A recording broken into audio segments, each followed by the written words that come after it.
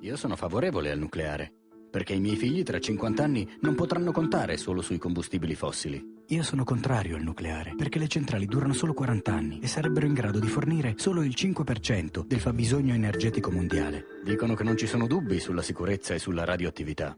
Ma l'ambiente viene contaminato e chi lavora e vive vicino a una centrale ha un aumento di probabilità di ammalarsi di tumore. Il nucleare è un'opportunità per il paese. Gireranno molti soldi. O forse è solo una grande mossa di speculazione finanziaria. Il nucleare ha il peggior rapporto costo-kilowattora prodotto. E tu sei a favore o contro l'energia nucleare? O non hai ancora preso una posizione?